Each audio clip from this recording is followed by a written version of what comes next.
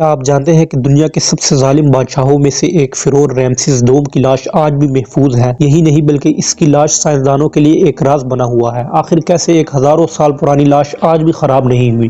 کیا یہ کسی خاص طریقے سے محفوظ کی گئی تھی یا پھر کسی الہی معجزے کا نتیجہ ہے؟ آج ہم آپ کو وہ حیرت انگیز حقائق بتائیں گے جو شاید آپ نے پہلے کبھی نہ سنے ہوں۔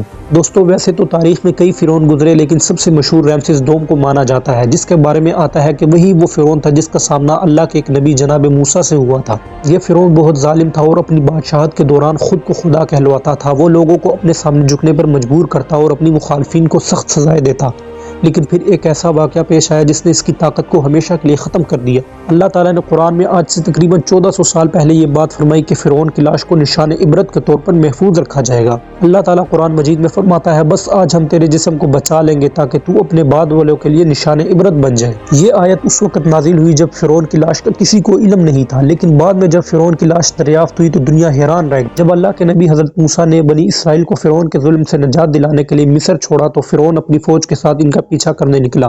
قرآن اور بائبل کے مطابق جب فرعون اپنی فوج سمیت بحر احمر یعنی ریڈ سی میں پہنچا تو سمندر کا پانی دو حصوں میں تقسیم ہو چکا تھا اور حضرت موسیٰ اور ان کی قوم محفوظ راستوں سے گزر گئی۔ لیکن جیسے ہی فرعون اور اس کے سپاہی اس میں داخل ہوئے، پانی دوبارہ آ گیا اور وہ سب ڈوب گئے۔ لیکن اللہ کی بات سچی تھی اور فرعون کی لاش پانی میں گلنے سڑنے کے بجائے محفوظ رہی، اور آخر کار 1881 عیسوی میں فرعون رمسیس دوم کی ممی مصر کے وادی ملوک میں دریافت ہوئی۔ جب سائنسدانوں نے اس کا تجزیہ کیا تو وہ دنگ رہ گئے، کیونکہ لاش آج بھی کافی حد تک محفوظ تھی، حالانکہ یہ ہزاروں سال پرانی تھی۔ فرانسیسی سائنسدان ڈاکٹر مورس بوکائلے نے جب اس کا تجزیہ کیا تو انہیں اس کے جسم میں نمک کی بڑی مقدار ملی، جو اس بات کا ثبوت تھا کہ یہ لاش سمندر میں ڈوبنے کے بعد نکالی گئی تھی، اور آخر کار ڈاکٹر مورس مسلمان ہو گئے تھے۔ یہی وہ بات تھی جو قرآن نے 1400 سال پہلے بتائی تھی، جب جدید سائنس کا کوئی وجود نہیں تھا۔ کچھ لوگ کہتے ہیں کہ فرعون کی لاش دراصل مصریوں کی ممی فیکشن کی ٹیکنیک کی وجہ سے محفوظ رہی، لیکن سائنسدانوں کا کہنا ہے کہ باقی ممیوں کے مقابلے میں فرعون کی ممی غیر معمولی طور پر بہتر حالات میں ہے۔ یہی نہیں بلکہ اس کا جسم مکمل طور پر محفوظ نہیں بلکہ کئی جگہوں پر خراب ہو چکا، جس سے یہ ثابت ہوتا ہے کہ اسے ممی بنانے سے پہلے ہی پانی میں رکھا گیا تھا۔ فرعون کی لاش آج بھی مصر کے شہر قاہرہ کے میوزیم میں موجود ہے، جہاں ہزاروں لوگ اسے دیکھنے آتے ہیں۔ یہ لاش آج بھی قرآن کی سچائی اور اللہ کے عذاب کی ایک زندہ مثال ہے۔